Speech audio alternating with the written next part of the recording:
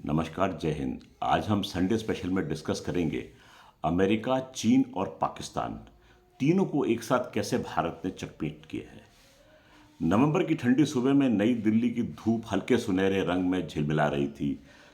South block के भीतर एक कमरे में एक मुलाकात खत्म होती है और ये मुलाकात उस मेज पर उस पार बैठे थे तालिबान के विदेश मंत्री आमिर खान मुत्ताकी और सामने भारत के वरिष्ठ अधिकारी।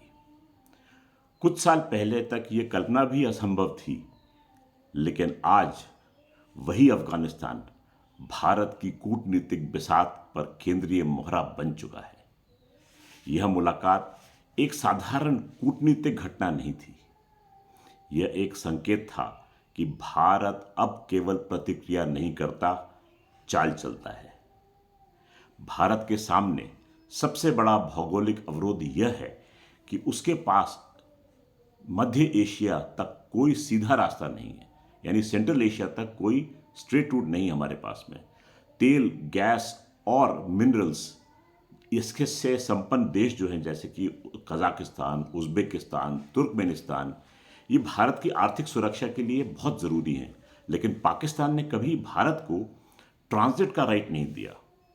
इस बंद गली को तोड़ने के लिए भारत ने ईरान के चाबहार बंदरगाह में भी निवेश किया। अब वही रणनीति दूसरे चरण में है।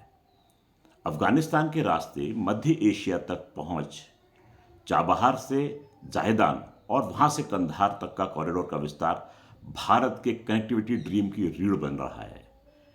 ये केवल सड़कें नहीं हैं, ये सुरक्षा, संसाधन और स्वाभिमान को जोड़ने वाली लाइनों का जाल है। इस पर गौर करना इस समय आवश्यक है। तालिबान से आखिर हमने संवाद किया क्यों? चुप्पी में कूटनीति की क्या राजनीतिक गूंज थी, इसको भी देखना जरूरी है।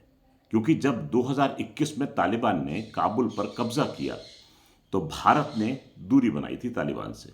लेकिन भारत ने जल्दी महसूस किया कि अगर संवाद अलगाव से कहीं अधिक प्रभावशाली हथियार बन सकता है। बीते 2 सालों में भारत के अधिकारियों ने तालिबान प्रतिनिधियों के बीच कई गोपनीय बातचीत की है, ये सबको मालूम है। अब मुत्ताकी साहब की नई दिल्ली की यात्रा उस संवाद की परिपक्वता का परिमाण है। तालिबान जानता है कि चीन या पाकिस्तान पर पूर्ण निर्भरता उसके लिए जोखिम भरी हो सकती है। भारत उसे विकास, शिक्षा, मानवीय सहायता के माध्यम से एक वैकल्पिक सहयोगी दे रहा है। यह वही रणनीति है जिसे मैं soft power with strategic spine कहता हूं। मृदु व्यवहार के भीतर लोहे का इरादा। यह भारत की नई कूटनीति है। नई चाल समझकर इसको जानिए।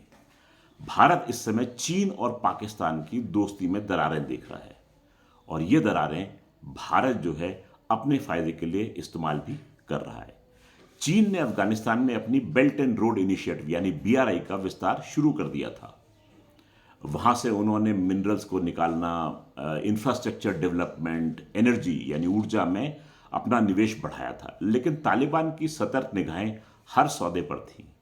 देखिए, आप अफगान को कब मूर्ख बना सकते हैं? उनका चीनी मॉडल उन्हें डराता था। जैसे कि दुनिया में हर देश चीनी मॉडल से डरते हैं, वैसे तालिबान भी इसको समझ रहा था।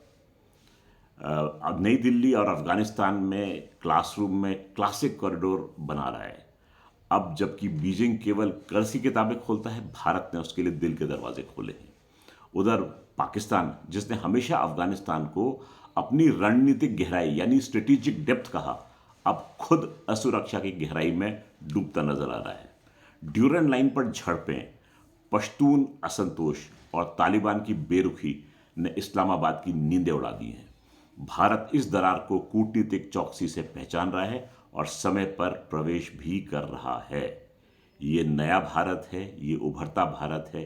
देखिए क्या क्या करता है। इस समय अमेरिका ने अपनी निगाहें गड़ाई हैं बकराम एयरबेस पर। यह कभी अमेरिकी शक्ति का प्रतीक होता था, आज तालिबान के नियंत्रण में है।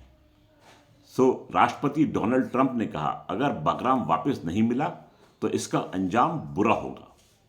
बगराम की दूरी चीन की सीमा से लगभग 800 किलोमीटर की है और शिनजियांग के मिसाइल संयंत्रों से लगभग 2400 किलोमीटर की। यह वही इलाका है जहां चीन अपने परमाणु और रक्षा प्रयोग करता है। तो देखिए बगराम की इंपॉर्टेंस आखिर चीन के लिए भी है। अमेरिका सब समझता है कि भारत की कूटनीतिक उपस्थिति वहां उसके लिए सबसे बड़ा असंतुलन बन सकती है। बिना सैनिक भेजे, बिना ध्वज लहराए भारत का संवाद अमेरिका की रणनीति के लिए एक साइलेंट स्टेबलाइजर का काम कर सकता है। भारत की यह नीति 3 परतों में विभाजित की जा सकती है और हर परत एक अलग अलग शक्ति बनकर सामने उभरती है और एक अलग संदेश दुनिया को देती है। पहली परत भू आर्थिक यानी जियो इकोनॉमिक्स परत, चाबहार से काबुल और उसके आगे मध्य एशिया तक व्यापारिक गलियारे को खोलना। भारत का लक्ष्य स्पष्ट है, जो जुड़ता है वही बढ़ता है। दूसरी परत भू राजनीतिक यानी जियोपॉलिटिकल, अफगानिस्तान को चीन पाकिस्तान के प्रभाव से बाहर निकालना ताकि दक्षिण एशिया का शक्ति संतुलन एक ध्रुवीय ना रहे। यह है दूसरी परत। तीसरी परत आती है भू सुरक्षा की यानी जियो सिक्योरिटी की परत। आतंकवाद, ड्रग नेटवर्क, कट्टरपंथ यानी रेडिकलाइजेशन से साझा निपटान के लिए क्षेत्रीय तंत्र बनाना बिना किसी सैन्य गठबंधन के, यह तीसरी परत है। यह एक ऐसी नीति है जहां कूटनीति, अर्थव्यवस्था और सुरक्षा तीनों का संगम दिखाई देता है। दुनिया बदल रही है और भारत उसका केंद्र बिंदु बन रहा है। अमेरिका को अफगान नीति पर पुनर्विचार करना पड़ रहा है। चीन को शिनजियांग के आसपास सुरक्षा बढ़ानी पड़ रही है और पाकिस्तान, उसे यह स्वीकार करना होगा कि अब उसकी रणनीतिक गहराई यानी स्ट्रेटेजिक डेप्थ का दौर समाप्त हो चुका है। भारत का यह पुनर्जागरण शोर से नहीं, शांति से पैदा हुआ है। यह वही भारत है जो अब दूसरों के लिए खेल में हिस्सा नहीं लेता, वह खेल की परिभाषा खुद तय करता है। यह नया भारत है। भारत ने बिना गोली चलाए तीनों मोर्चों पर जीत दर्ज की है। अमेरिका को सोचने पर मजबूर किया है, चीन को चौकन्ना किया है और पाकिस्तान को असहज किया है। यह वही भारत है जो अब केवल रिएक्ट नहीं करता, बल्कि दूसरों को रिएक्ट करने पर मजबूर करता है। और शायद यही है नए भारत की असली पहचान। पहचानिए इसको, क्योंकि भारत अब खेल देख नहीं रहा है, भारत खेल खेल रहा है। बहुत बहुत धन्यवाद। जय हिंद।